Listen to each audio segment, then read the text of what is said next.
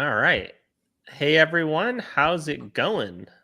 I think we are live. If you can see and hear us, let us know in the chat. Oh, I just saw the people drop in. So if Okay. you guys can hear us, if we're live, let me know. I think we're good. But give us a. We can hear you. We can see you in the chat. Wait for it. Okay.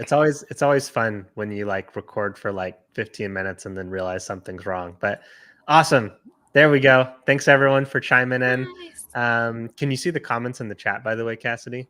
I do. Krista, I just watched your interview yesterday and it was lovely. I loved hearing about your story. That was a really fun one. Yeah. Great to see you on here too, Krista. Man, we just went from the Right Minds call to this one. You're everywhere today. I love it. Cool. All right. All right. So today, this is Cassidy Horton. Cassidy is a finance copywriter who I've been working with much more closely than most of the students I've worked with. We've been doing as part of Sarah Turner's Alchemy Mastermind this last year. So we've been, I would say like communicating on mostly a weekly basis, but digging into stuff a little more on maybe a month to bi-monthly basis, course correcting and things. And a year is a long time. I guess at this point it's 9, 10 or October. So it's been the full year now, huh? Yeah. Yeah. It has been. Yeah. And a lot's happened, both in your business and in the market. And so we're going to be, digging through some of that stuff, talking about, the highs, the lows, the adjustments and pivots that were made. The goal here, as with all of these interviews, is to dig into the real gritty stuff. The stuff that like you don't see in the sales pitch when people are telling you about how great, this career is, while also doing that in the context of, someone who is having a very high level of success. Very few writers have crossed, had a 20K month. And not only did Cassidy hit that this year for the first time, but she did it 3 times, which is amazing. And so, we're going to be talking about that. We're also going to be talking about Cassidy did her first ever product launch this year. And then digging into the fact that in the same year that you can have a 20K month, you can also have a 4K month, and how budgeting and planning around that is kind of necessary for anyone in this line of work. So with that said, thanks so much for hopping on, Cassidy. Really appreciate you taking some time to do this interview. Yeah. It's really funny that you start off by mentioning that so much can happen in a year, because just thinking back to like the mindset that I was in when you and I first started working together one-on-one versus like where I thought I would be now, I don't know. The journey has just been like lots of ups and downs, but we are here and we are doing it, and it's been great. I want to dig into that a little more because Yeah. the thing that I think you're implying here is that there's been a lot of disappointment this year. Yeah. But Yeah. also like a lot of really cool surprises. Like having 320K months, like that in and of itself is such a huge success. So yeah, it's a both and situation. Like all the good things with a few not so pleasant surprises sprinkled in. Yeah, absolutely. Yeah. And so with that said, I want to talk about, to start with, a year ago when we started working together. Can you talk about sort of where your business was at? Both financially and in terms of like, workload, and kind of what you anticipated, what you are wanting to do over this next year. Yeah, I can also do you want to just like briefly give like the 1 minute version of my copywriting journey Yeah, so far? absolutely. That'd be Okay. amazing. I will also preface this by saying, like, I am a spreadsheet and numbers person. So I have a spreadsheet pulled up that has everything down to like what my first client paid me, what rate I was charging them, what I've made every single month, how many articles I've done every single month, spanning all like 4+ years of my copywriting career. So if you all like have any numbers questions, I can dig into the data and let you know. So it's not just me sitting over here like guessing. Because I really like numbers. Okay, so I started copywriting full time in March 2019.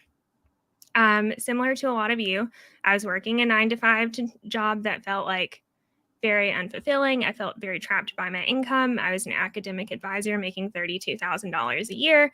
I was living in Georgia. I had plans of moving out to the West Coast. I live in Seattle now. And I knew that I did not want to be an academic advisor when I moved out here. And I knew that I wanted the opportunity to earn more money. So I randomly got served an ad, as the ad fairies do, for like Sarah Turner's Write Your Way to Freedom course, and bought it and pretty much built my copywriting career using that course. And truthfully, at the time, like my only goal was to replace my $32,000 a year salary. And within my first like 10 months of copywriting, so I quit my full-time job, started copywriting full-time March 2019. I made $43,000 that year. So like that month alone, I'd already surpassed what I wanted to be making. And then it just kind of grew from there. So 2020, I made $97,000, 2021, $88,000, 2022, $135,000. So it's been just like kind of catapulting or just like leaping on each other. But fast forward to this time last year, I was in a place where all year long, I'd hit anywhere from consistent like 10 to 15K months. Like if I had to average my salary, it was probably like $13,000 a year or a month. And I liked the copywriting career that I'd built. I was enjoying my clients, but for years I've sat on this idea of like doing something more. And I'm in the finance space. I'm very passionate about like personal finance and helping people experience financial freedom. This is what I write about for my clients. So naturally, like I've had this desire to do something for myself. And this was based on a personal experience that you had of getting out of some debt, right? Of wanting to like quickly get out of some debt that had built up from school or something along those lines. Yeah. So within 10 months of graduating with my MBA, I had paid off like $18,000 in student debt.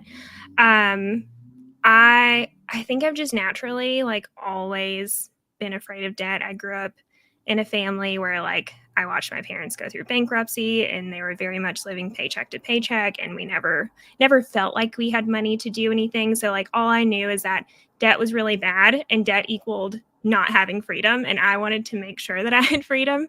So even in like high school, unfortunately, Dave Ramsey was like my segue into the personal finance space, because I also grew up in like a very conservative Christian space where like his, he was like the person to look to if you wanted financial advice.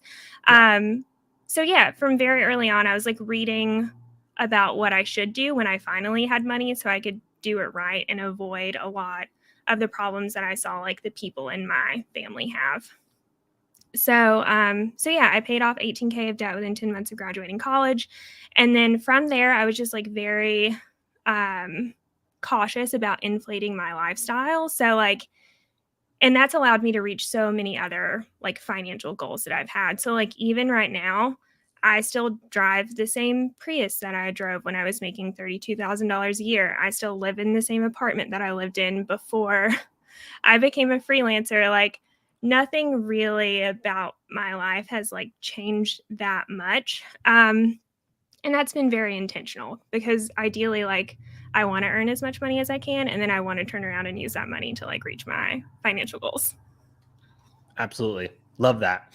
So coming into this year, what did you want to change about your business? Obviously, for a lot of people, making 12, 13K a month on average, that's a pretty good outcome. That's a pretty good, that is the goal for a lot of people. So what made you decide to take a year and really push to try to bump that up to 20K months?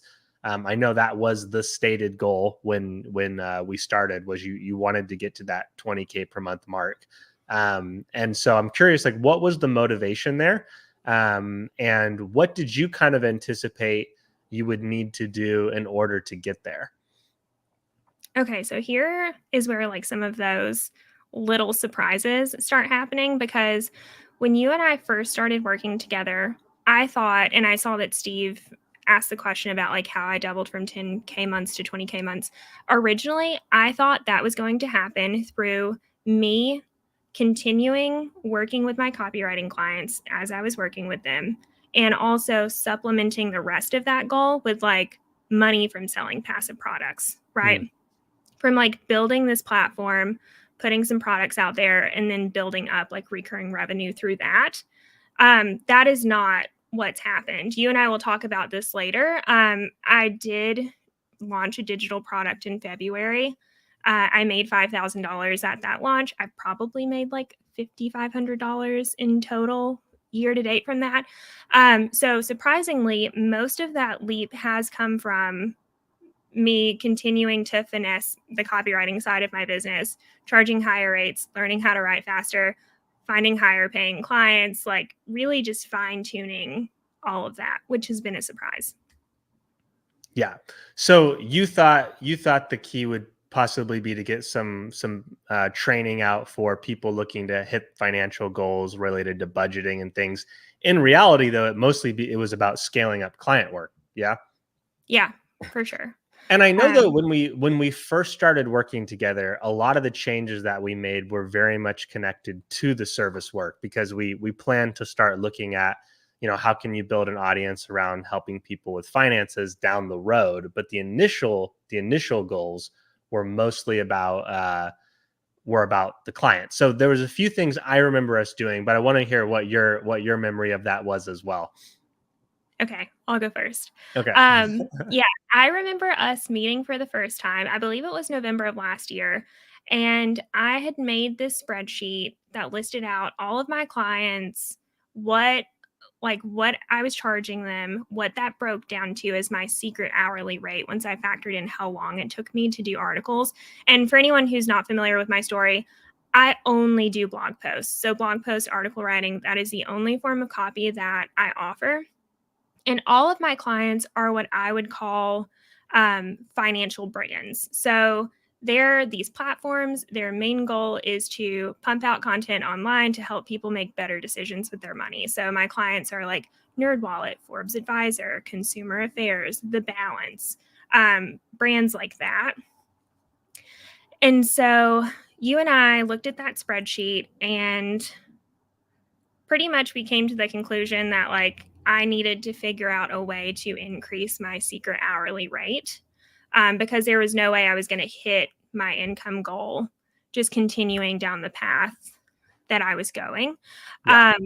Oddly enough, though, within that same month, the recession, or, like all of the recession scaries were going on, I would say, where like every single day there was a news article about some company that had laid off droves and droves of people. Yeah. We're at the peak of like the AI mania too, of like companies like hoping they could just replace all their workers with AI, which many of them quickly found out was not going to actually work if you want to really drive profit from your blog. But we're in that moment where a lot of things were happening at once that was impacting hiring. It was a perfect storm where it was, and also it was the only time in my copywriting career where I felt like I had no control over what was happening around me. So you and I had that initial call at the beginning of November, and I was like, okay, like I'm going to cut my low paying clients. I'm going to try to raise rates. Like I'm going to do all these things. As fate would have it, I ended up losing all of my clients except one, because all of them got scared and pulled back. And I don't know. I'll also say that all of my clients have robust freelancing teams, because they are these giant platforms where their main goal is to like publish a lot of content online and keep their existing content up to date. Yeah. That was something I did not expect. So I lost all my clients but one. I guess that made letting go of the low paying ones easy. Because in a twist of fate, they let go of me. Yeah. So by the time January rolled around, I was in full-blown client acquisition mode. And I was so glad that I had you in my corner at that point in time, because that was like the first time in my copywriting career since I had started my copywriting business that I felt like I had to do client acquisition. Like up until that point, I was in a very fortunate position where like my website was ranking number 1 for the keyword personal finance copywriter. So I was getting a lot of queries through my website. I also, a lot of my clients let me publish my work under my own name. So people would just look at my LinkedIn and be like, oh, she writes for all of these companies. Like, we want her to write for us too. And so I was very fortunate to have this like situation going on where a lot of the work just found me. So I didn't really have to do client acquisition, but January was like full blown client acquisition mode for me.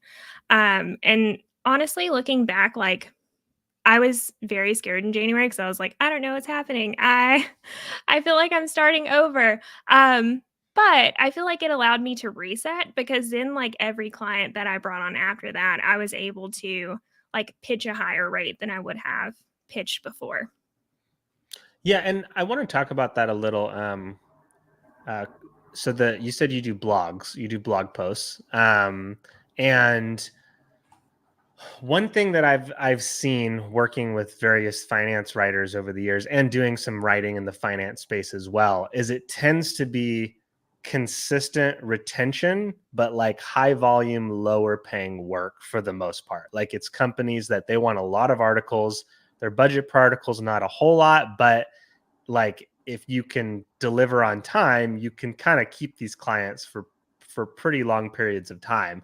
And so the dilemma that we faced at the beginning, and even though it kind of ended up working, that this problem sorted itself out, I want to address it here because I think it's going to be relevant to a lot of people, is that the situation we found yourself in is you had a bunch of these clients that were adding up to, 12, 13K a month, but it was a lot of work. Like, it was a lot of writing, and you didn't really have any available time to devote to trying to find higher paying clients. So the first thing that we had to do is we did a math equation, which was, what do you want to make?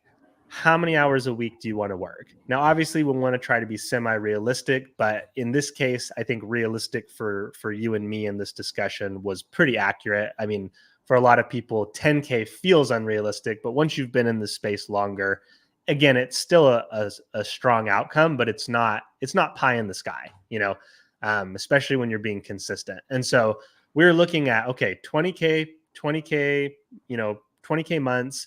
And I think maybe our goal was to get that in like 30 hours a week, something like that. So we divided 20K by, 120 hours a month to find out what's the secret hourly rate. Now, the reason we say secret is this is not an advertised rate. We aren't going to clients and saying, pay me this an hour. What we're doing is we're using it to evaluate both the current gigs, which of these gigs, you put into your spreadsheet how much you were making from each client and how many hours you were spending on that client. And we're finding which of these clients match that target rate, and so we can keep them on, which don't. So we either need to let them go, find a way to outsource them, maybe hire a junior copywriter to lower our personal hourly involvement, find a way to get that client. We either needed to get that client to the desired rate or drop them. And that's going to open up room, if we're dropping the clients that are taking up a ton of our time, but not contributing toward our income goal as much as they need to. That's going to open up the capacity to go get those clients. In another situation, and probably any other year over the last 5 years, that probably would have worked out pretty smoothly. We would have dropped off the lower end and replaced them probably within 2 months. In this case, surprise, bunch of market stuff happening at the same time, and we found ourselves starting from scratch on client acquisition. So with that said, what did you do to ramp up client acquisition and go from one client left to, doing a 20K month? Yeah. So, okay, a few things happened. First of all, I did go hard on client acquisition, and go hard, that's different definition for everyone. For me, I was committed to sending like 20 cold pitches a week via LinkedIn. So I was just finding companies in my niche on LinkedIn, finding a person who works at that company that had like content or marketing or editor in their title, and then sending them like a really simple message with my connection request that was just like, hey, Jacob, is XYZ brand looking for a freelance copywriter at the moment? Either way, happy to connect. That way they could just immediately give me like a gut yes or no. And within like 2 weeks of doing that, I had a finance brand that was like, yes, absolutely. We're actually looking for someone to do like a 15K contract for us. We have like this batch of banking articles that we need to publish. It's only a 2-month gig, 15K, so splits like 7,500 a month. After that, if we want to keep working with you, we'll just work with you on like a month-to-month basis. So finding that client on LinkedIn was like turning point number one. Because now all of a sudden, not only did I have a second client, but I was having a second client that was going to pay me $7,500 a month, which That's a was big chunk of it for sure. right, right, which was so huge.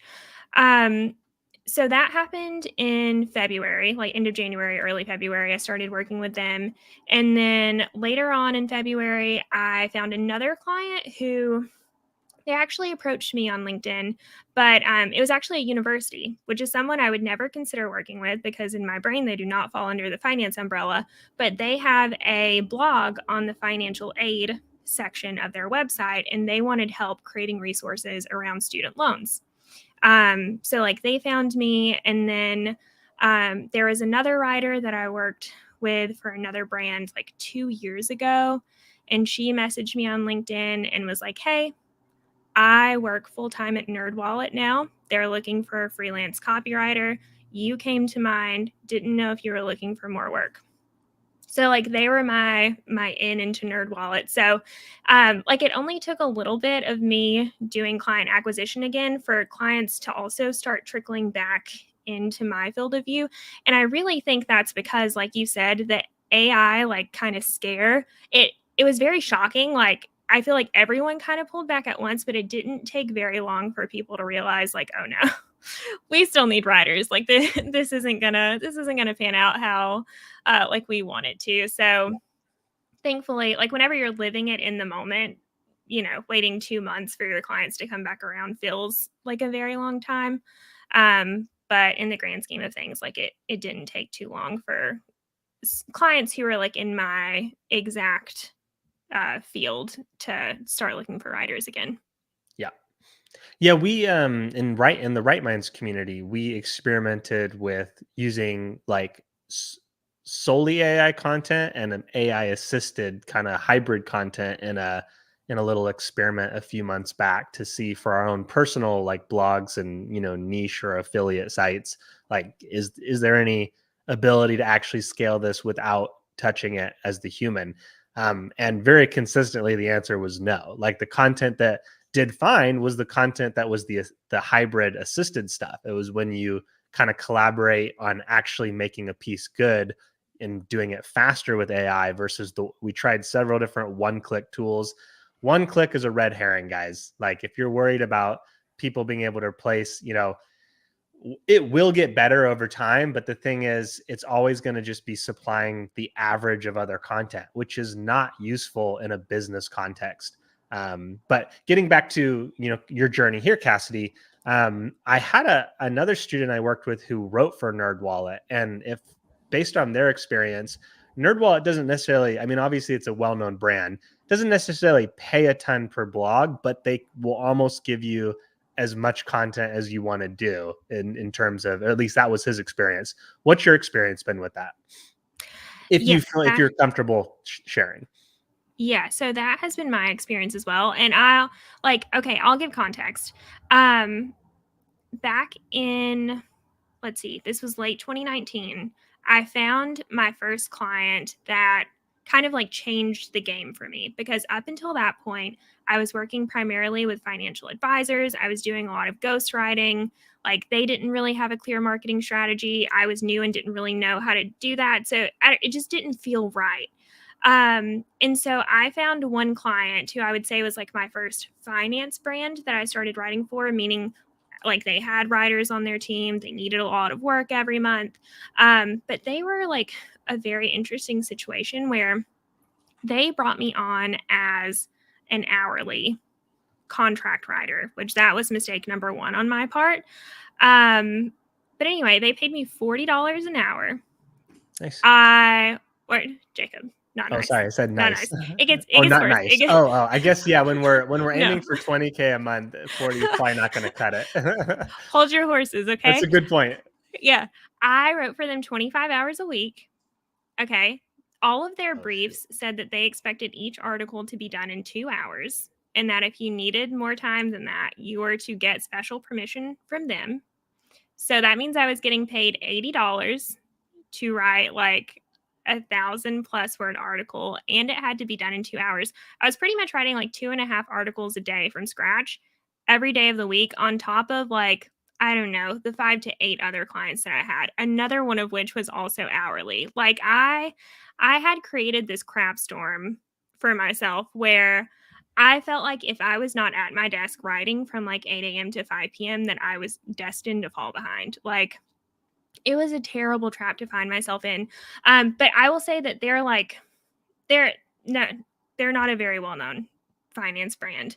And that really did feel like a race to the bottom. I do feel like there are different levels, like NerdWallet, for example. They also have like a lot of full-time writers that write for them. They offer amazing benefits if you work for them full-time. So this is just speaking from my experience. I feel like they're one of the finance brands that's more set up to work with writers on a full-time basis, and also they do like a few like freelance situations. But I have also found like this higher caliber level of clients in the finance space where like they do have a lot of content to give, but by and large their base rate is like $500 an article. Oh, nice. Which, yeah, so most of my clients now, like the lowest rate they pay me is $500 an article. And really, like, Forbes Advisor was like the first client that came into my life, like at a time where I was used to charging like $250 an article, and they were just like, oh yeah, our base rate is 500. And I was like, what? I'm gonna be rich. Yeah, that's when I think back to the finance gigs I did, it was a lot of $100 and $200 per article stuff. But I know rates have climbed a bit over the years. Like now, when I was first getting started, 11 years ago, finding any gig that paid 500 or more for writing was like finding a needle in the haystack. Or now I feel like it's almost an average. Yeah. Does that feel fair? I don't know about in the finance space specifically. What have you seen in terms of like what are common ranges? Yeah, so the finance space is so broad. There's so many sub niches under there. Yeah. But like by and large, I feel like the base rate, if you're going to write for one of these websites where like they primarily just produce content on a monthly basis, the base rate is like $500. Like I very rarely come across a client where their rate is lower than that, and usually they're like a lesser known site that's still trying to like build up and stuff. And that's usually for just like a typical 1,000-word article. I do have a few clients where, their articles usually tend to be more like 2,000 words. And those rates usually start at $800. And then I also have a few clients where they kind of split their content into two buckets. So they'll have like how-to articles, which are more of your like, how do I get a home equity loan? How do I open a savings account? Like those kinds of informational articles. And then they'll have what are their like more money-making articles where it's like a roundup of the 10 best online banks. And, like you can read through that list and you can click a bank and then they get a commission if you like open an account through that page. So it's more like their version of affiliate marketing. And sometimes those articles will pay like $1,000+ because there's more of a direct payout. Cool. So digging into kind of some specifics, I want to talk about that first 20K month. That was that February? Mm-hmm. Okay. So how many, I know 5K of that was from your product launch, which we'll talk about a little bit later. The next two times you hit that number was not with any product sales, but for that first month, this was coming right off of only having one client. How many clients made up that 15K? Hey, I've got my spreadsheet. You got the spreadsheet. Okay. That was 1, 2, 3, 4, 5, 6, 7 clients. So one was the original client that I had. Okay. One was the $7,500 client. And then all of the other clients only needed one assignment. Like they weren't promising me a lot of work. They just kind of popped out of the blue. And one of them was the university. So it was the test piece that I did for them. But yeah, the other 4 were clients that I had worked with in the past that like only needed help with one specific thing. And that was it. And after that month, I like didn't see them again for a while, like very sporadic. Okay. Did you do anything proactive to get additional work from those 4 clients? Or did they No, come back to you? they came back to me. Okay. Yeah.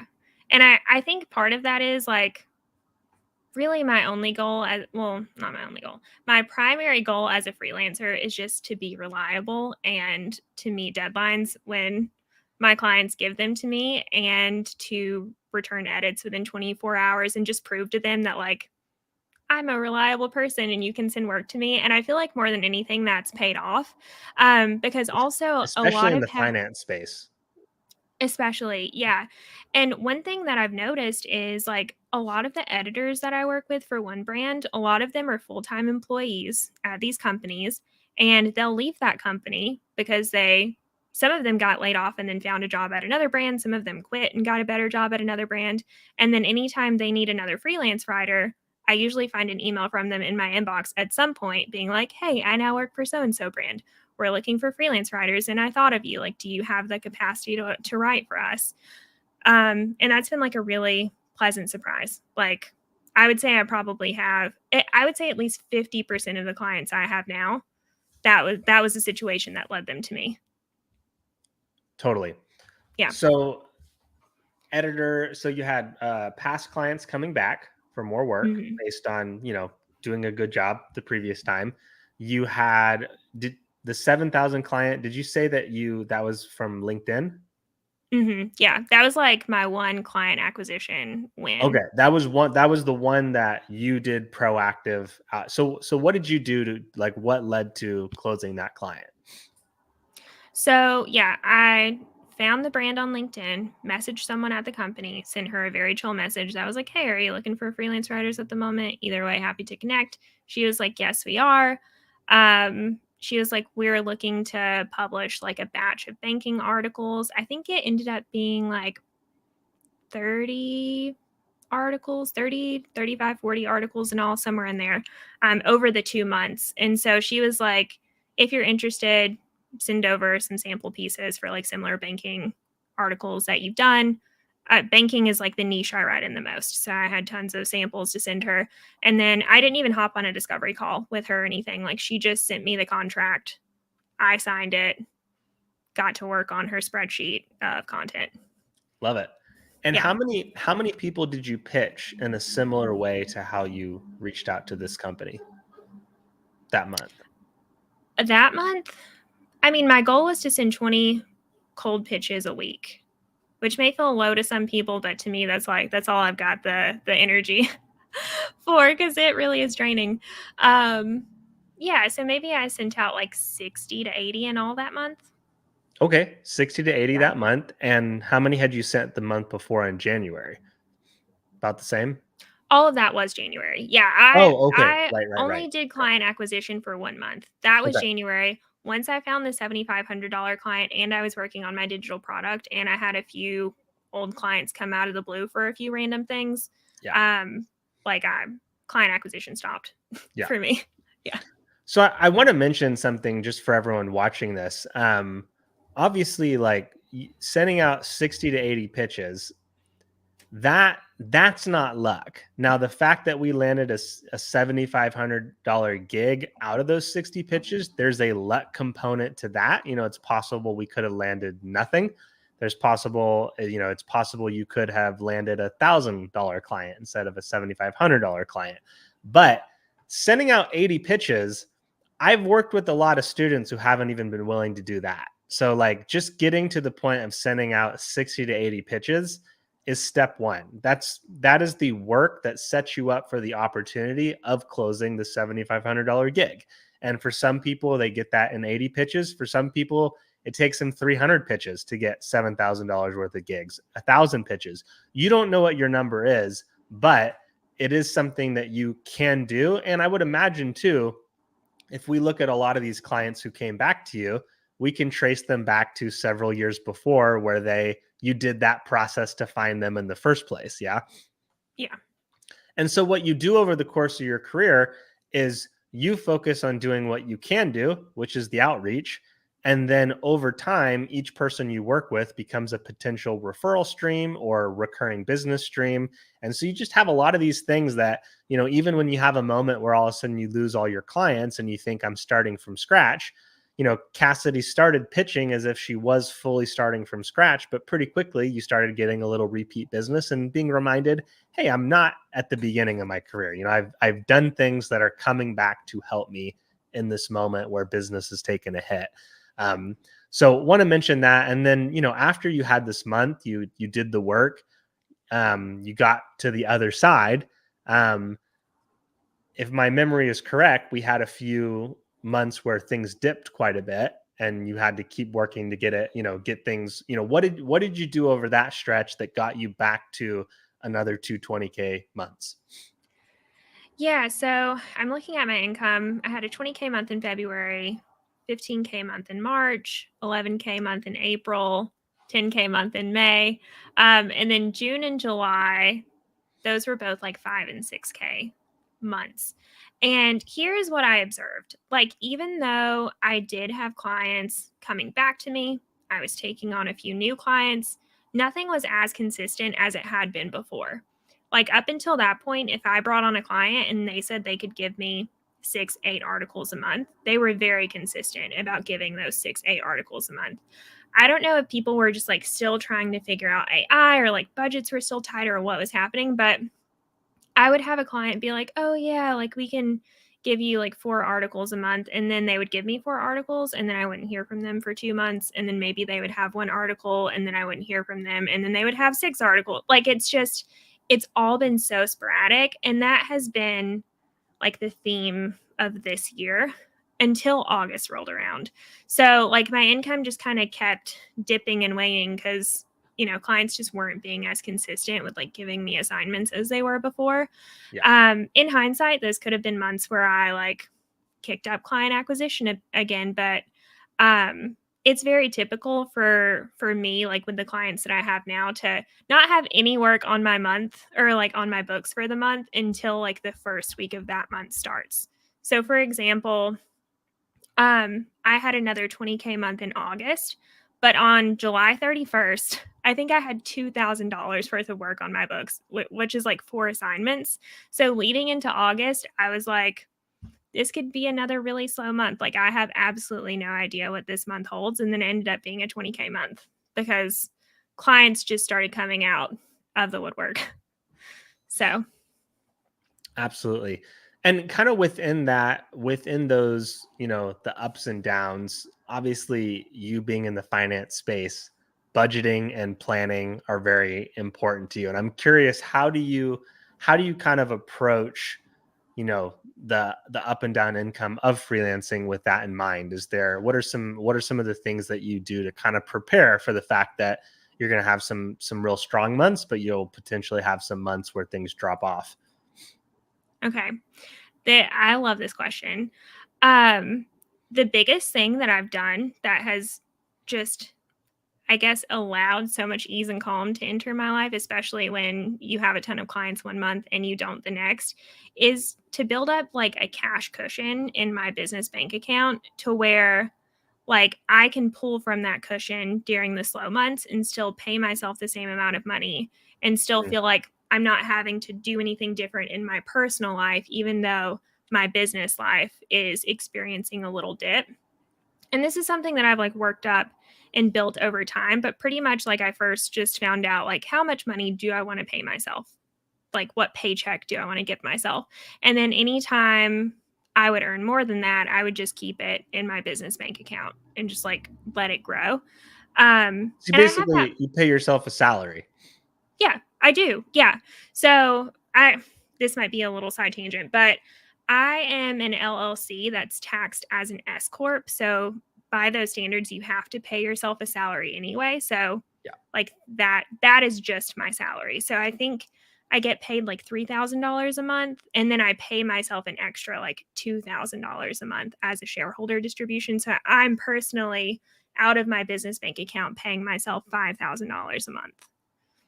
Nice. And then I use that other money. I have it split up for all types of categories, like continuing education. That's how I was able to pay for the program that allowed me to do like one-on-one coaching with you. And then I also just have like an emergency fund. I have a tax fund, all types of cushions. So whatever like unexpected thing can pop up in my business, I'm like, I hope it's covered. Totally. And with that, like, are there some things that you feel are like universal?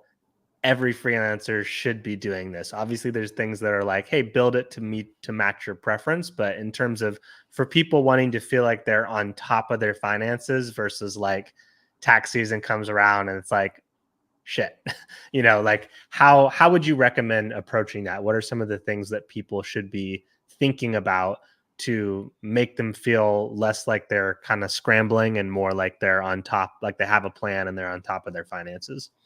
Oh yeah, the scramble, like the tax scramble is real.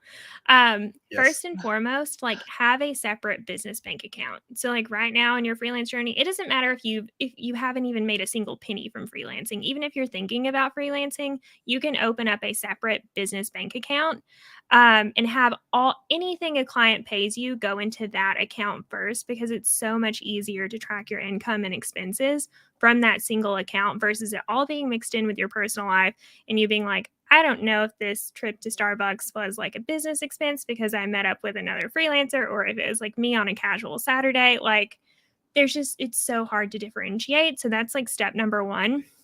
Step number two is in like finding some type of software to help you track your taxes. Like if you're not paying someone to do that for you, I mean, AI is amazing, right? Like it can do so much stuff. And there are these tax apps out there where you just like connect your business bank account and then it tracks your write-offs for you. And it's telling you in real time, like how much you're estimated to save on your tax bill based on your expenses, because like meals get a 50% deduction. Like you can write off 50%. Other things may get 100% deduction. So like using some type of software to track all of that for you will also take like so much relief off your plate. But then beyond that, like just making sure that you're setting aside money for your taxes every month. And like a lot of experts will say, set aside 30% of every dollar you earn for taxes. And honestly, like that's a good rule of thumb to go by. Like if you just don't know where to start. I live in Washington State, a state that doesn't have state income tax. So like I was doing 30%, and then I quickly realized that, oh, I still have a lot of money left over, like even in my tax fund, like even after saving 30. So then I knocked it back to 25%. But Jacob, you live in a state where taxes are wild. So, Yes, like they it, are. right. And you can evaluate your own situation too, and just kind of land on a number that feels right for you, but also just like having a dedicated tax fund built up. Because even still, like every once in a while, my tax person will email me and be like, hey, I think you need to actually pay like an extra $1,000 in quarterly estimated taxes or whatever. And just having that money there and not having to scramble to come up with it is so nice. Totally.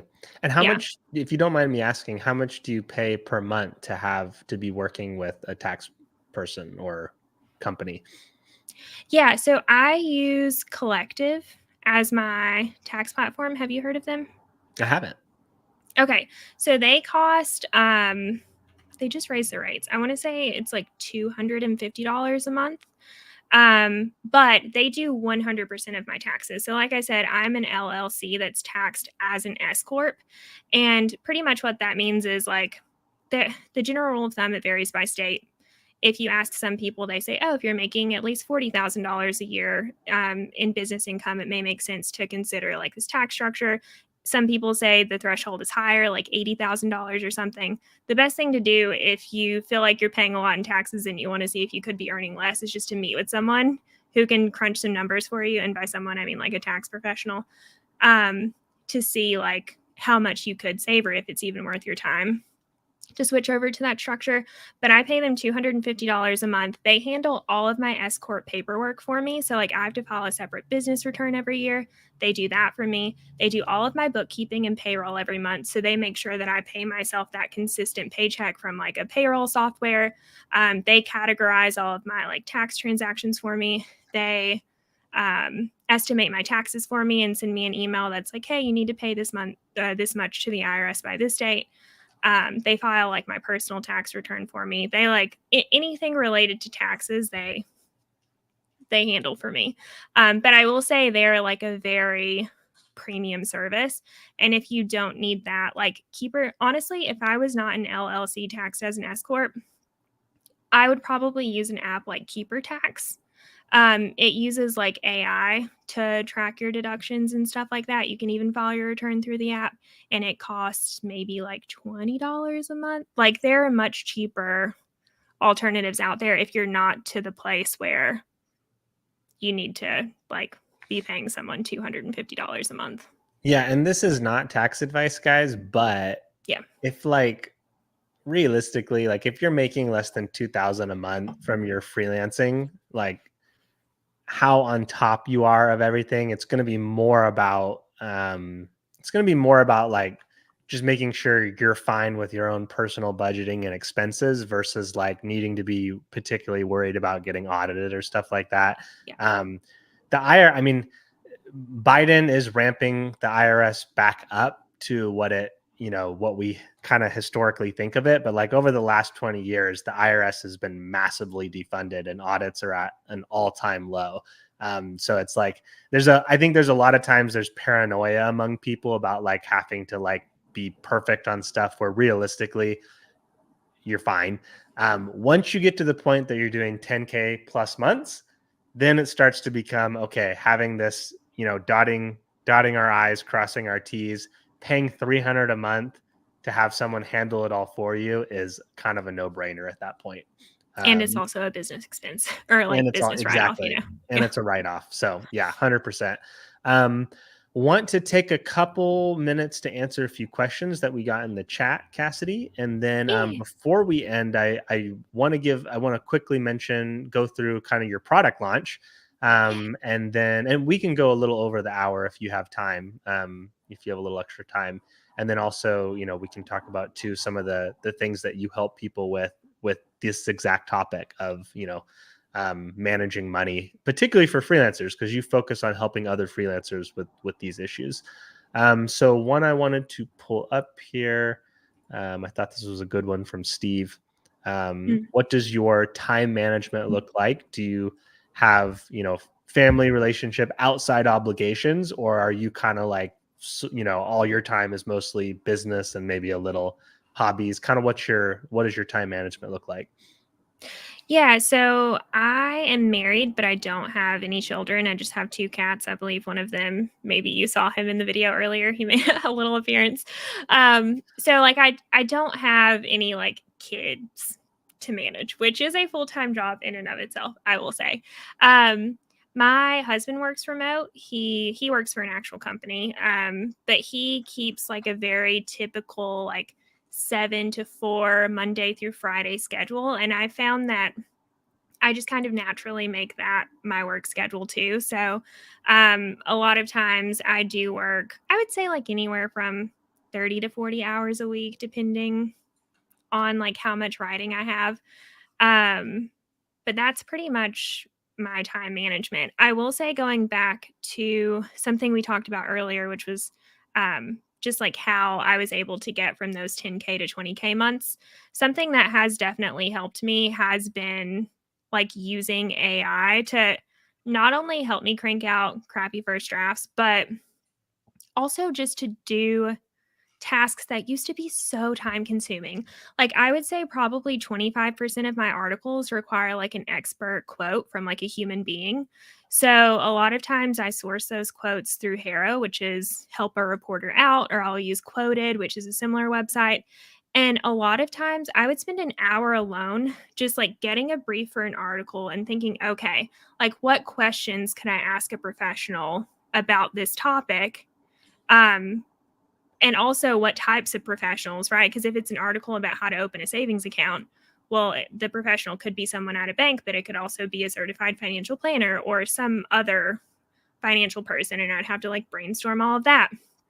It would easily take an hour just to create and send out all of those requests just for me to be able to write the article. But now I have a chat GPT prompt where I'm just like, tell me who I like, this is what my article is about. Tell me what types of professionals I should target and tell me what questions I should ask them that will like add color and clarity to the article, because I don't want them to just spit back facts that I could easily find through a Google search. And now I get all of those done in like 15 minutes. So automatically, that's something that would have taken an hour per article. And like I said, maybe like a fourth of my articles need quotes. That's now a 15-minute task. Like that alone is so nice. So just like leveraging AI more has allowed me to write a lot faster, which I'm sure is like a common thing with a lot of people.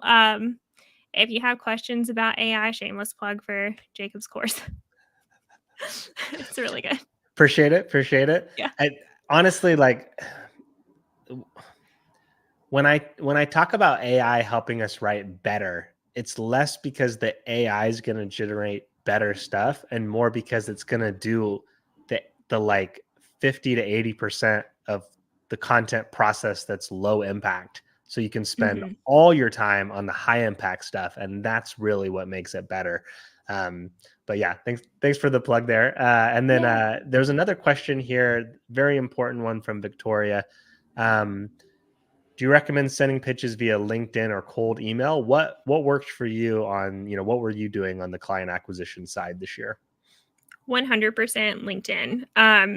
And I feel like that's just the way it's going. I'll say when I built my freelance business from scratch in 2019, I only cold emailed, and it was great. Like I found pretty much all of my initial set of clients through cold emailing. But now I just feel like LinkedIn is the way to go.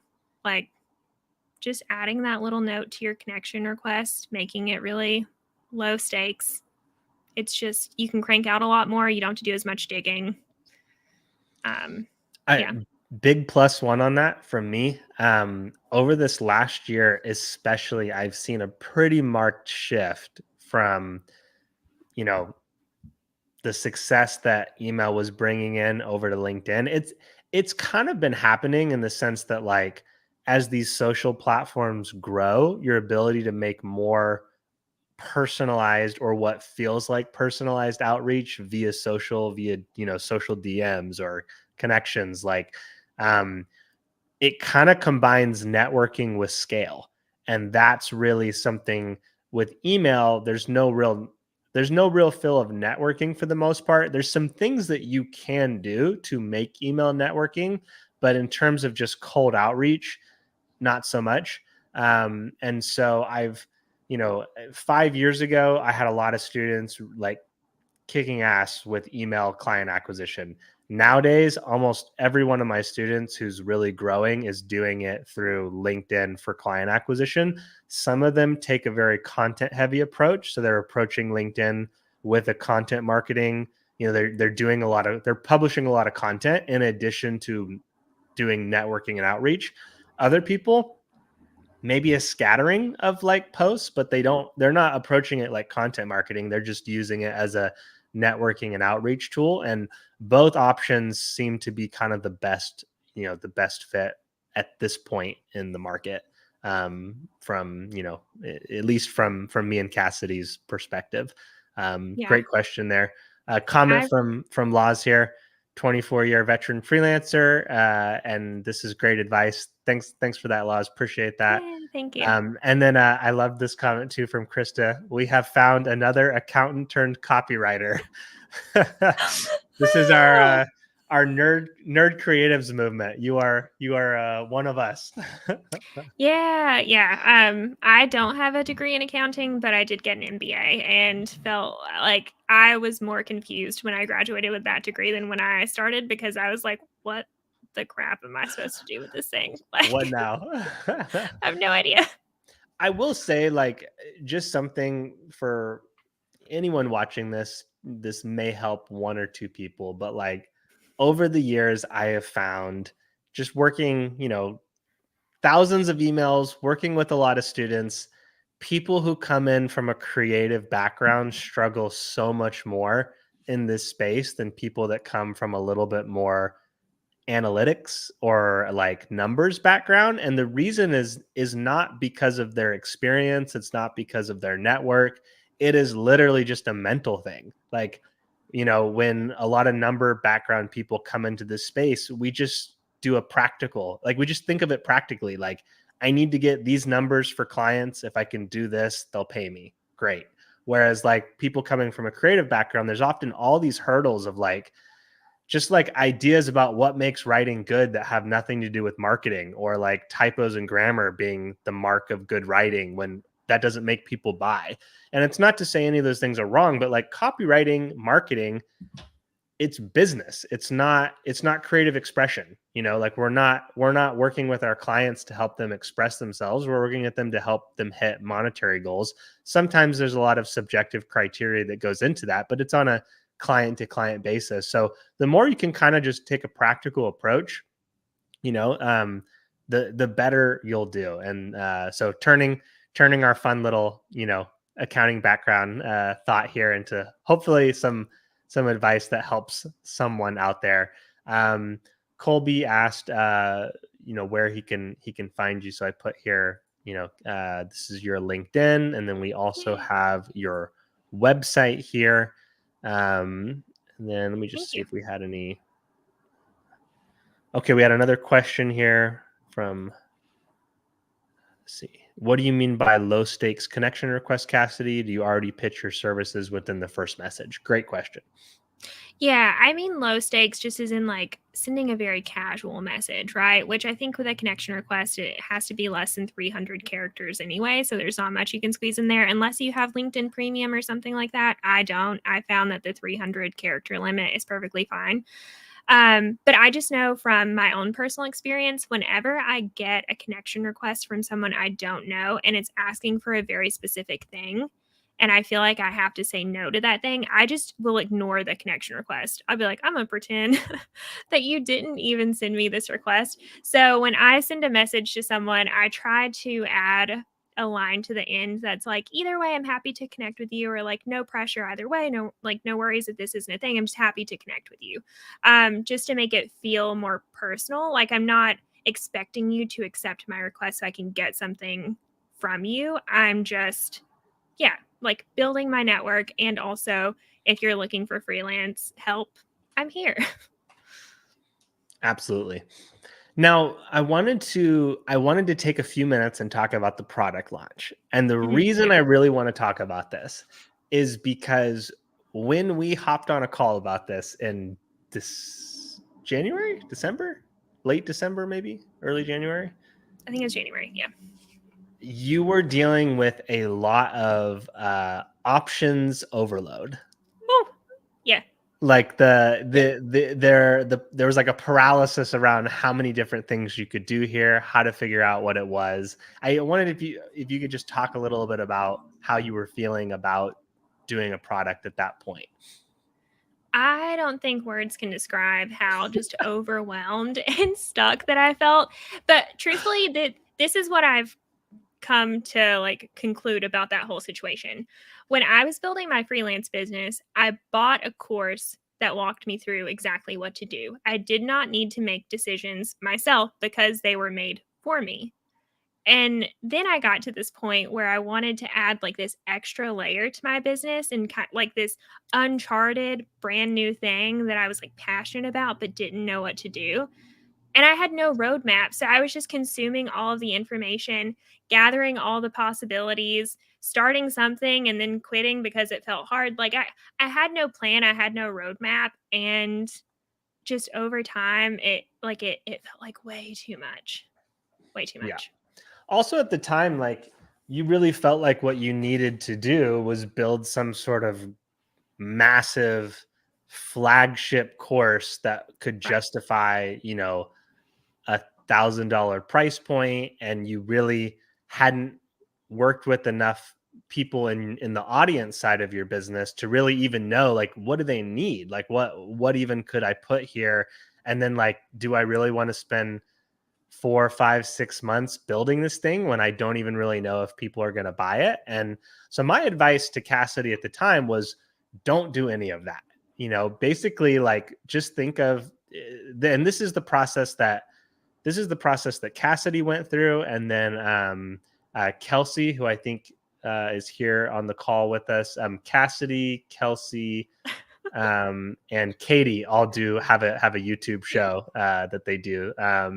So check that out. Maybe if you guys can put the link in here. Kelsey did a product launch as well and did 6K using this exact same thing. We had another person in this program who just did a 9K launch with the exact same thing. And it's so simple. It literally just comes down to, think of like, what is something that I've done that other people would like to do themselves and that I could explain in an hour. Like something that would only take me an hour to teach. It's something I have actually done.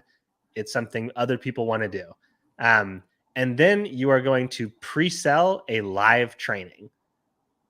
That's it. So you ask people, hey, like, here's what I'm going to do. Here's what I'm going to teach you. Like, if you want to come do this, like, pay me X amount of money. And then if you find that like you get, 10, 20, 30 people to say yes, whatever, you can base it on whatever your audience is at the time. I think for you had a few hundred subscribers. What was your email list at?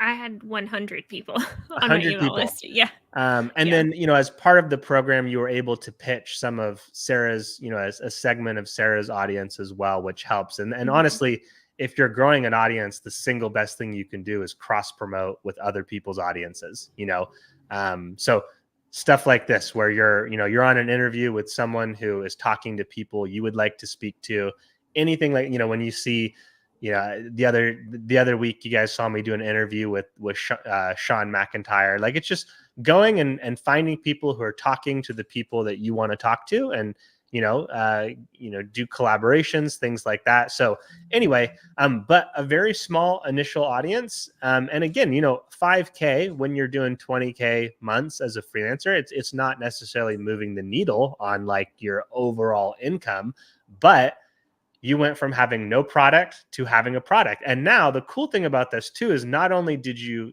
make some money from this launch, but you now have a base of, how many total buyers were there? Do you remember?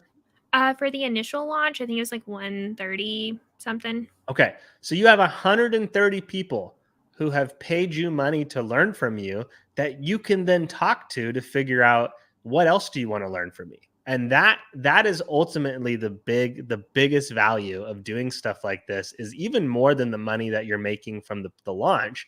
It's the people who want to learn from you and want additional resources from you. They are now like saying, hey, I'm right here. Here's what I need. And you can get that feedback from them directly. Just like we talk about in copywriting, getting direct customer feedback makes for way more powerful copywriting. It's the same thing. You're getting that base of people who want to hear from you and that will tell you exactly what they want to receive from you, which is incredibly, incredibly valuable. So kind of in hindsight, one of the things I told you when we planned that out was that was going to be super easy, right? Like that like it basically, compared to making a 6-month flagship course, it was going to be, there's a little prep work, there's a little technical, but ultimately you're spending an hour teaching and you now have a product that you can sell. Versus, when I did my first product, I did it the way you were thinking you were going to do it. And it was so much work. Good Lord. But yeah, how was the experience for you in hindsight? Was it like, oh man, that, I could do that again? Yeah. So first of all, I'm so grateful that you pretty much came to me in January and you were like, this is what you're going to do. And I was like, I'm listening. I usually don't do that. I usually don't ever tell people exactly what to do, because it's like, it's your life. But like, in that case, I was like, okay, this is exactly what's going to work for you. Let's do this.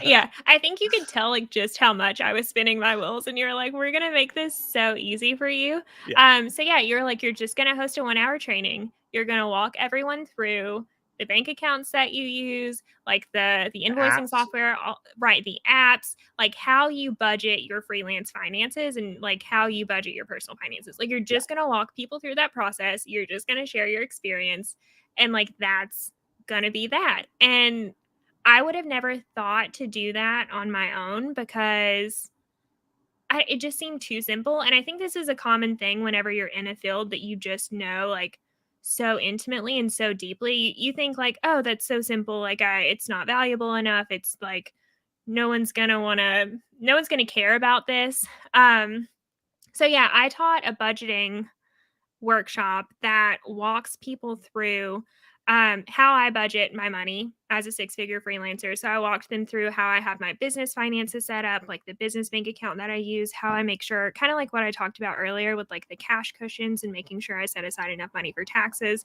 Like I just walked them through the back end system of what all of that looks like for me and like how I make sure that I'm setting aside enough money every month. And then on the personal finance side of it, like what I do once I pay myself my paycheck from my business bank account, like how I make sure I have enough money to like cover my living expenses, like the accounts that I use on that end, because if you don't have a high yield savings account, shameless plug for that, you need one because especially with interest rates being as high as they are, Yes. like I have a high yield business bank account that's already earned $500 in interest this year just because interest rates are so high. And like you can have a high yield savings account for your personal finances that earns like 4+% right now. And that's such an easy way to grow the money that you have set aside for like an emergency fund or vacation or a down payment on a house or like whatever you have going on. So if you're banking with a traditional bank, chances are you're not being paid a lot of interest, probably like a penny. Nothing. For every $100 you keep in the account, because most interest rates are like 0.01% or 0.03%. That can be like the easiest thing you And do for this, your guys, finances. this has not really, high yield savings accounts have always existed, but like where you're actually getting a meaningful amount of interest from the bank, that has not really existed at any other point in our life. If you're millennials like us in our lives, this is a unique because of how insanely high interest rates are right now. And banks are incentivized to get you, if they're paying you 3% and they're making 7%, like that's a profit for them. Right. So this is a unique time to move on this, like in terms of, and rates are likely to be high for the foreseeable future. Mhm. So stuff like this, like so few people even know it exists. When we talk about some of the other things you cover, like IRAs, like most people don't realize that if you're saving 6K a year and you put that in an IRA, you cannot get taxed on that. Either you cannot get taxed on the front end, or you can, when you put the money in, it's tax free, or you can do an option where when you take the money out down the road as it grows, you take it out tax free. Either way, like that's basically free money. And so few people know this because financial literacy in this country is just terrible. Yeah. This is kind of US specific. So if you're watching this from out of the US, you're going to have a very different situation you're dealing with. But anyway, just want to mention that I've shared resources in the past from people who focus on this stuff because it's so important and it's not something I focus on. Please, if you are a freelancer, please go sign up for Cassidy's newsletter. Like pay attention to this stuff. She's going to include a link here. Can you share the link to that? Because I think people can get that training that you did, right? Yeah, I can drop a link for the training if anyone. Like outside of just stuff that's focused on bringing in more income, like this is like the next most important thing to focus on as a freelancer. And people leave so much money on the table just not knowing what's available to them, like high yield savings account, Roth IRA, or traditional IRA, depending on how much you're making. But yeah, very important stuff. And so I think we covered, Don asked what you taught about. I think we covered that here. Mhm. And then let's see. You mentioned something that I was going to ask you about, and I'm really annoyed with myself that I forgot. Yeah, I had so many like second thoughts as you were talking, and I'm like, oh, and then they leave my brain, and I'm like, no. So yeah, I was getting so many I wanted to ask you about, and now I'm blanking too. While we're continuing to talk about this, feel free, guys, to add questions. We'll be on here a few minutes more. But yeah, go for it. I was going to add, Jacob. I am not technically logged into StreamYard, so I cannot drop anything in the chat. But I dropped the link to you privately if you want to drop it in. And one thing that I did, so I did the budgeting workshop, which teaches you like how to budget your finances as a freelancer. So it goes over like the business side of things and the personal side of things. But then I also did like an upsell after that, where like I would actually spend 5 days. It's like a 5-day email challenge where I like walk you through all the steps that you need to do to like look at your business finances and look at your personal finances and stuff. And I had that as an upsell in the original live launch, but for your community, I like if anyone does want to buy the budgeting workshop, you get that for free as a bonus. So awesome. And that's all like included in the link. So if anyone does want it or is interested, no pressure, but it's there if you're interested. Love it. All right. I'm putting Cassidy's training here in the chat. And so kind of like, is that the right link? No, it is. I was just reading a comment from Katie or Kelsey. I'm not sure. So funny side story. I think they logged in with our group YouTube channel. So I don't know who this actually is, if it's Katie or Kelsey. But they said that their savings account was actually charging them money until, I made them sit down and look at it. So I'd imagine this is Kelsey because I do remember that. Oh, no. And that's another thing. So many people don't know. Like if I were to ask you, does your bank charge you a monthly fee for your checking account, for your savings account? A lot of people, they don't know until you pull up your bank statements and see like, oh yeah, my Chase is charging me $15 a month unless I keep like $5,000 in my account, or just using that as like an illustrative example, because a lot of the fees are charged by like the 4 largest banks, like Bank of America, Wells Fargo, Chase, Citibank. And it's just so easy to be like, to have money leaking out of your bank account every month and you not even know it, just from all of the fees. Question from Victoria. Do you recommend an LLC when you're starting out or a sole proprietorship? Okay. Once again, I'll preface this by saying no financial advice here. I'll just speak to my personal situation. The legal requirements whenever we say anything about this. Yeah. That's right. So just to briefly go over what the difference is here.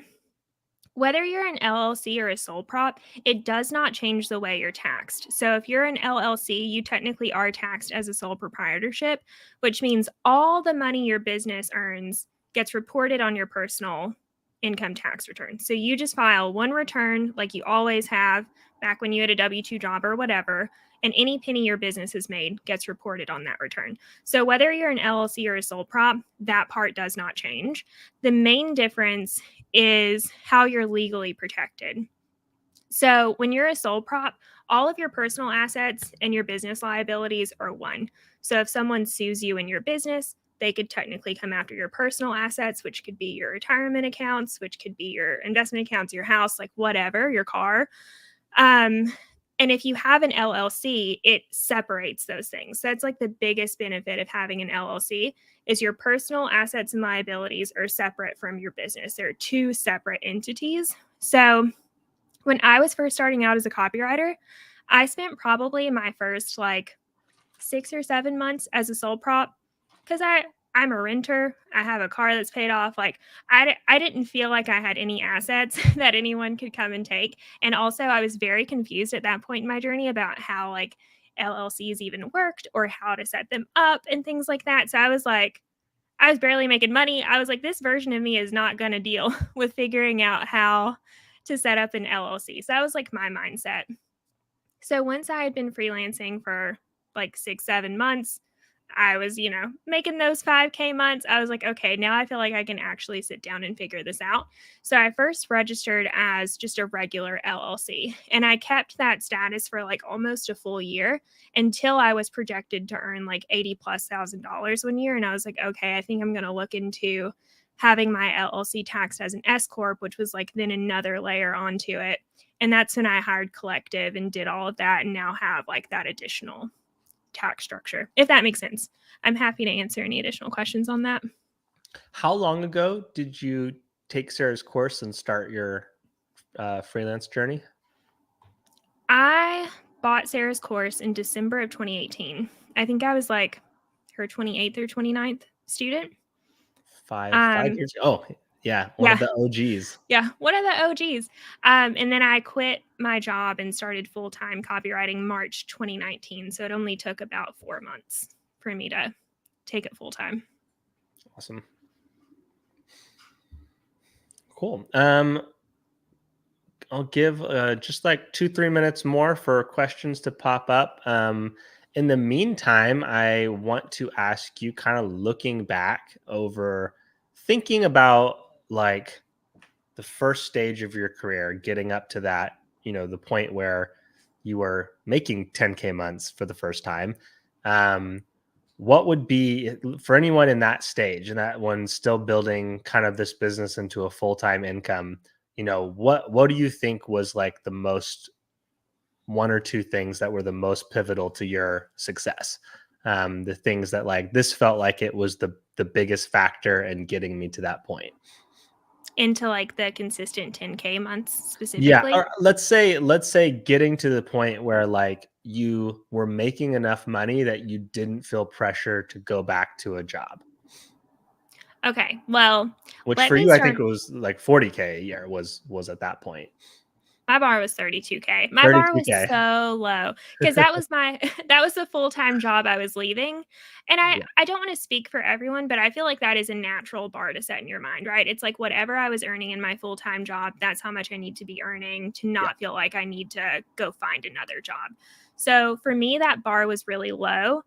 Um, I will also say that I felt like it took years and it was painstakingly hard for me to hit the 10K month threshold. Getting to 20K was so much easier than getting to 10K, specifically because, and Jacob, you've been in this industry long enough to where like any cliche that you call out about like mistakes that new freelancers make, I promise you I have made all of them.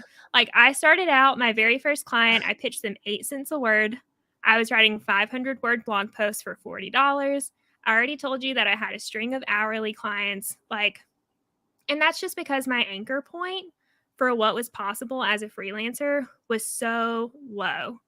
Like, I Yeah. did not know anyone who was making money online, did not have any entrepreneurs in my life. My job was paying me $32,000 with a master's degree, and everyone in my department was required to have a master's degree for that pay. So I was like, this is how much you're worth. So, yeah, I just made so many mistakes in the beginning where I wasn't charging the amount that I should be charging. I was taking on hourly clients, and all of that really just put up this massive roadblock to where getting from like 6, 7K months to 10K months, it really took me like rethinking and reshifting the entire way that I do business to get there. But then once I got there and started raising my rates to where like all of my clients were pretty much paying me no less than $500 an article, like once all of those changes happened, then it was so easy to then pivot to the point where I'm like, okay, like not only am I hitting 10K months, but I'm also hitting like 15K months, 16K months, 20K months.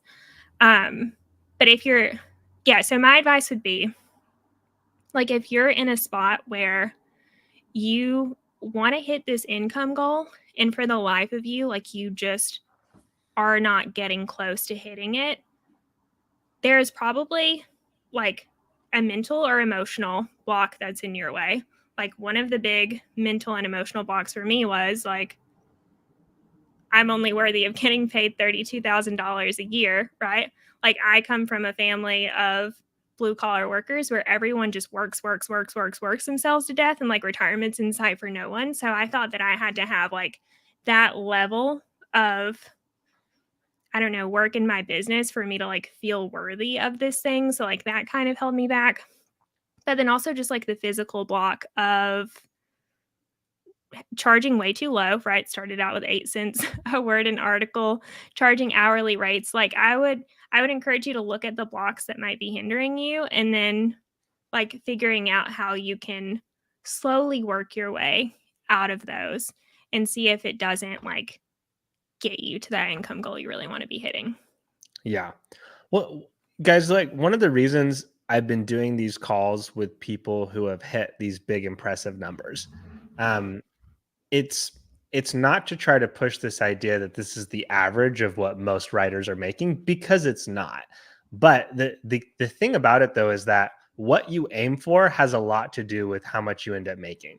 So like for me, when there was one point where I stopped one business I was doing to try to build another business, my goal was to get to 10K per month in 12 months. I hit my first 10K month 15 days before the end of the year. Like exactly hit my target goal. If I had had a different goal, I probably would have hit exactly what it was, because there were multiple choices I made through that year to adjust what I was doing based on the milestones I needed to hit to get to that stated goal. And so there's probably the only time you'll ever hear me quote Alex Hermosi. He said that like if you're trying to build a 7-figure business, nothing you do is going to look like someone trying to build a 6-figure business, because the leverage you need to get 7 figures for one person or one business looks a lot different than 6 figures. Like it's a whole different type of business model you need to pursue. And when we talk about freelancing, even the way you approach a freelance business where your goal is 2K per month as a side hustle versus where your goal is 10, 15, 20K month full time, you're going to make different choices when you're aiming at those bigger numbers, because you're going to have to give up a lot more to get. There's going to be a lot less that can fit in the schedule when you're going for that. That's why literally the first conversation I had with Cassidy was, what do we need to eliminate from your current business? What revenue producing clients do we need to axe to give yourself a chance?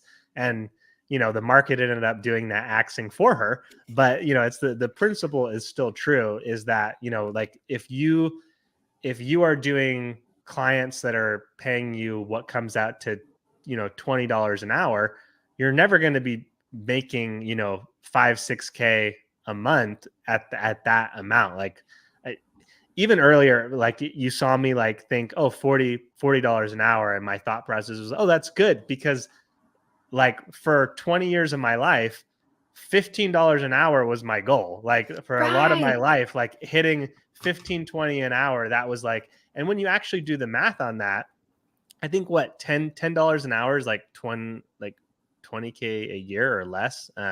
Maybe 20 an hour, I think is like 20, 30K. The numbers are a lot lower than we think because of the markets we've lived in and the experiences we've had. So just it's always good to sit down and do the math on like, what do I actually want to get to? What am I willing to make my decisions around? And what do I actually have to do to get there? There's a question here that I wanted to throw up. Another one. Victoria, you are killing it on the questions today. Yeah. Great questions. Thanks for sending these in. Do you recommend niching down in both copy content? How did niche kind of look for you?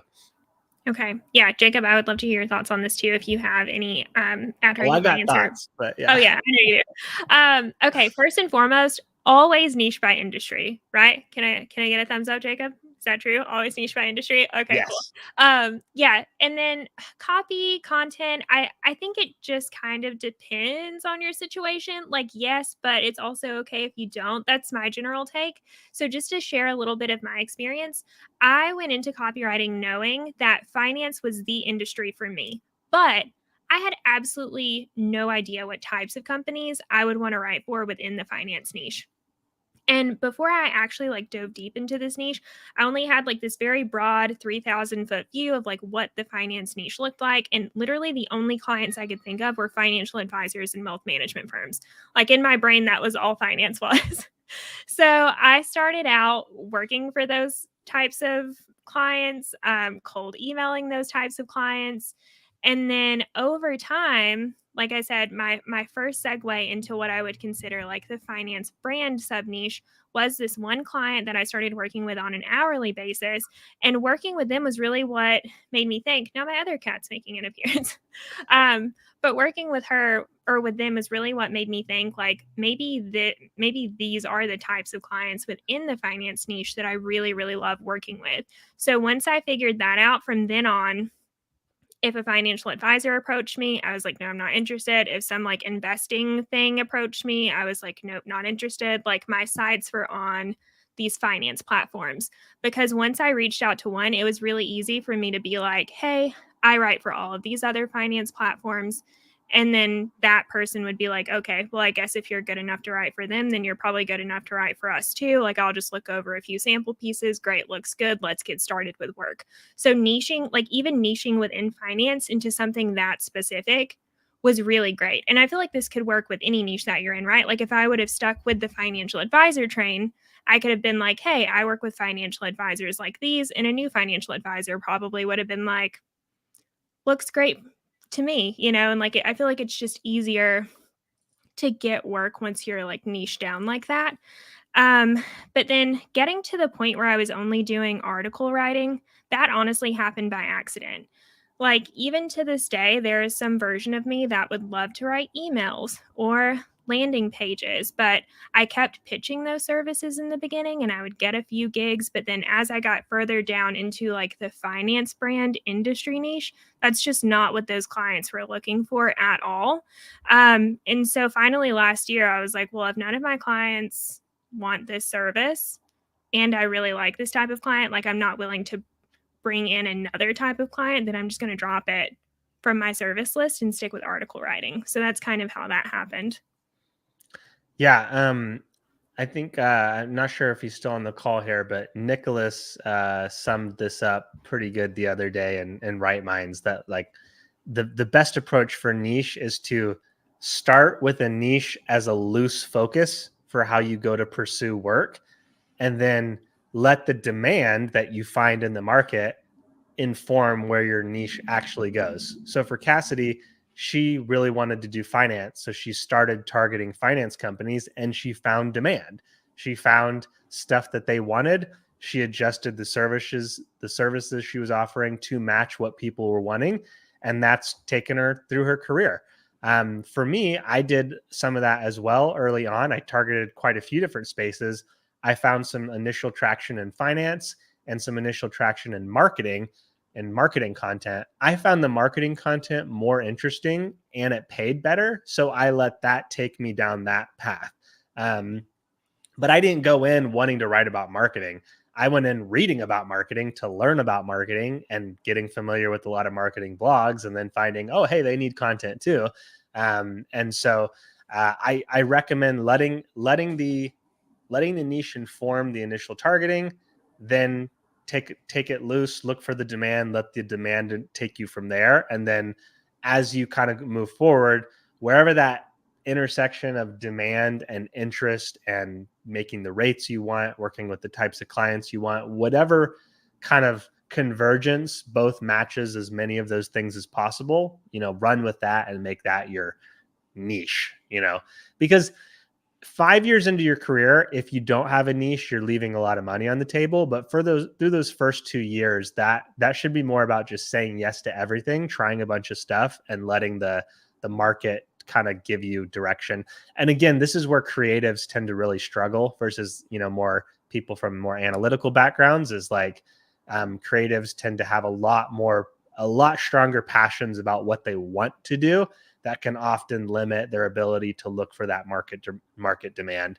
So if that's you, just try to kind of hold that loosely and look for what's the money saying, what's the market saying, because ultimately we're trying to build a career here, and that's mostly about being able to hit bills and put food on the table first and foremost. And then once you have that down, once you don't feel that financial pressure, there's always room to optimize and adjust and pivot in a direction that maybe better matches your passions than what you find initially. And then last thing I want to hit, and then we'll wrap this up. Thanks so much for staying on a little extra here, Cassidy. Yeah. This is a big one.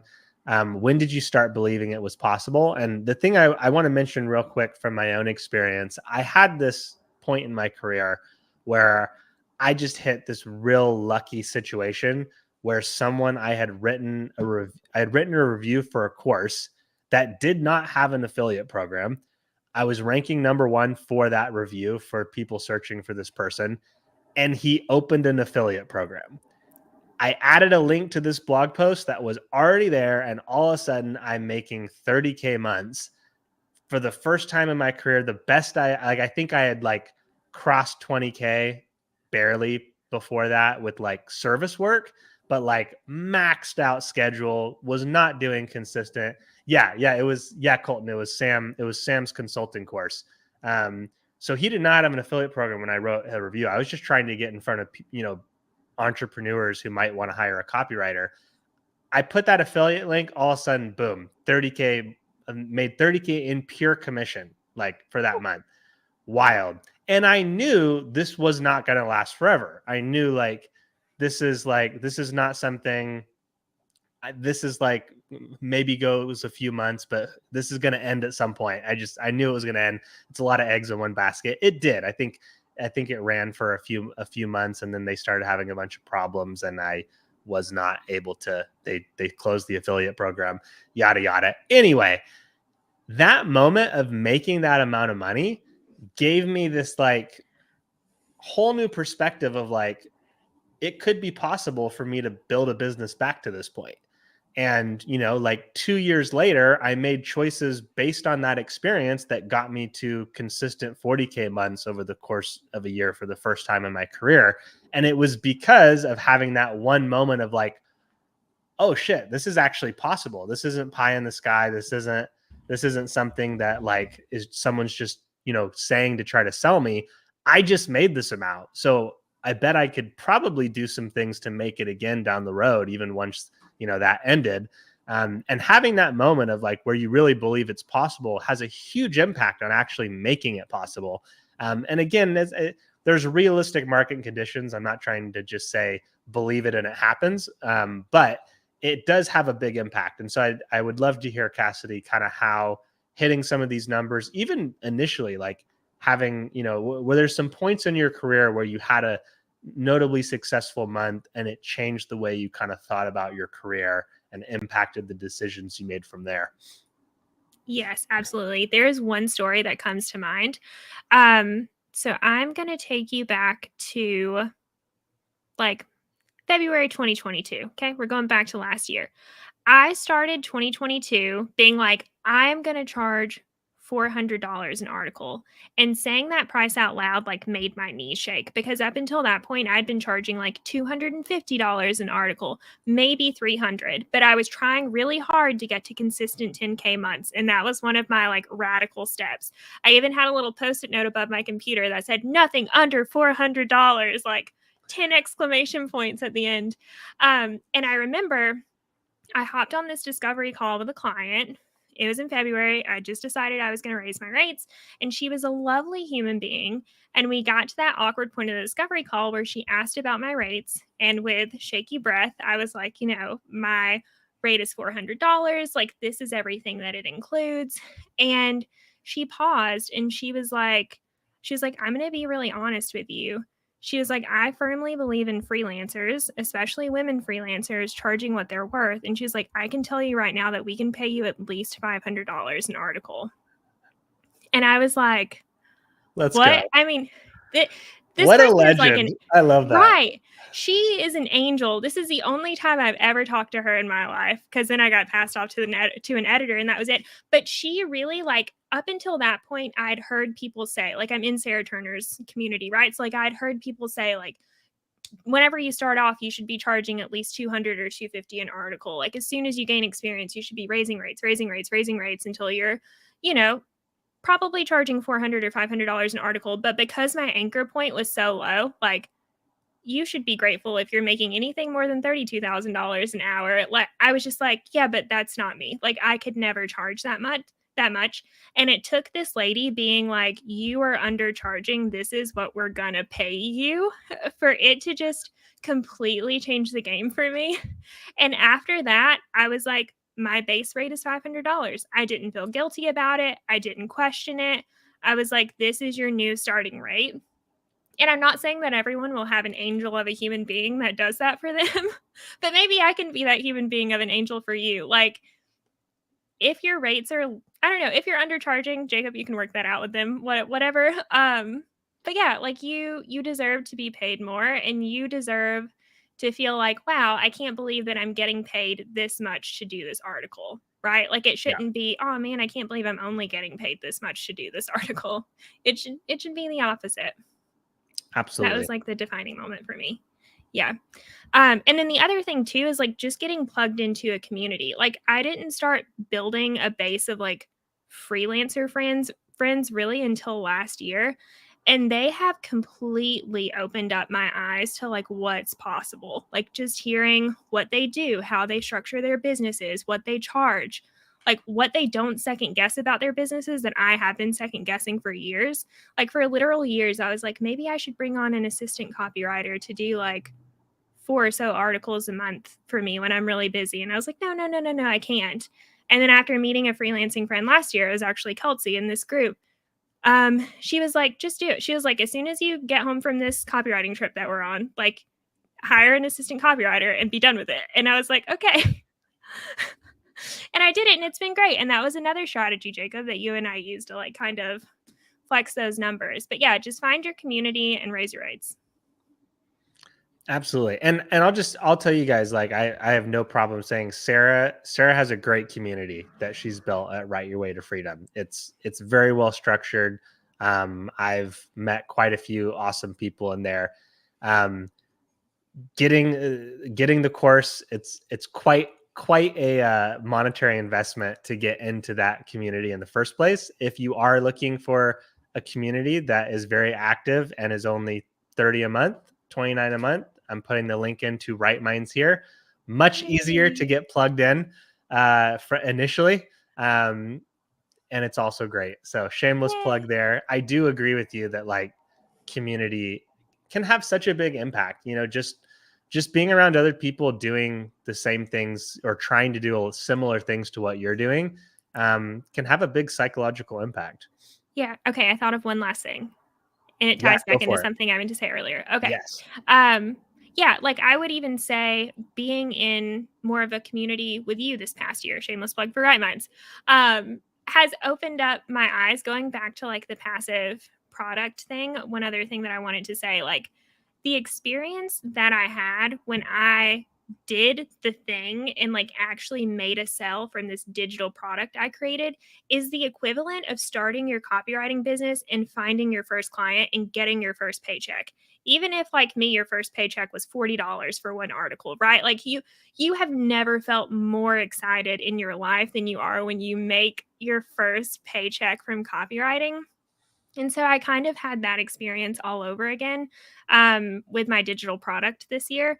But I know, like, hands down, what I've done with Money Hungry Freelancers this year, the digital product that I've made, the progress that I've made with that would not have been possible had it not been for connecting with other freelancers like Jacob and other people who like really pushed and encouraged me to just like go past the fear and do it anyway. And like that's invaluable. That can take you places. Love it. Amazing stuff. We're going to wrap it up here. I'm going to leave you guys with one last thought. It's one of the pieces of advice that has really stuck with me over the years. I was in an entrepreneurship class in college, and the professor said that opportunity is like corridors in a hallway. You start at the beginning of the hallway, you can't see any of the corridors. You know, your field of view, you don't see it. It's only as you walk down the hallway that you start to see these offshooting corridors and the opportunities that they represent. And so when we talk about like the conversation with a client who says, charge more, you know, or the person who responds to you and says, yeah, we need 10K worth of work. Come, you know, can you do this for us? Or, you know, all of a sudden adding an affiliate link to a blog post that I wrote, just speculatively put in like 15 hours of work to write this long form post, hoping to maybe get a client or two. And all of a sudden it's 30K in commission. Like these are things that like you can never predict what they're going to be, but you only have a chance of experiencing these things when you're putting the work in, when you're taking the steps to go down that hallway, which in terms of online business, those steps are reaching out and client acquisition, networking, pitching, connecting with other people, trying new business models out. Even copywriting, like, you can read a lot of stuff about copywriting, and a lot of it's just going to kind of go in one ear and out out the next, because you have no mental context. The moment you're actually doing a sales page, now everything that you look at about how to write a sales page at that point is going to be 100 times more valuable to you, because you have context for it to stick. You're actually doing something where your brain can go, okay, this is where this goes. This is where this goes, And so just actually jumping in, diving in, trying stuff, connecting with people, pitching stuff before you're ready to do it. This is how you walk down the hallway and create these opportunities for yourself. So Cassidy, thank you so much for hopping on. This was super helpful. Hope everyone who has watched this has learned something. I know I have always learned something when I'm talking to you. And check out Cassidy's channel, her YouTube channel. What is it? Katie Cassidy and Kelsey. Is that it? Yeah, so that's a YouTube channel where we mainly talk about Write Your Way to Freedom. I also have a YouTube channel, Money Hungry Freelancers. Money Hungry Freelancer. Yeah. Head on over to her website as well. And anything else that they should, that they should look for from you? Yeah, I was just going to say, if there are any questions that fell through the cracks here, or you think of any questions later, please reach out to me on all the platforms any way you can, and I would love to connect with you. Thanks so much, guys. We'll go ahead and wrap it up, and I will see you on the next episode. See you guys. Thanks, Jacob.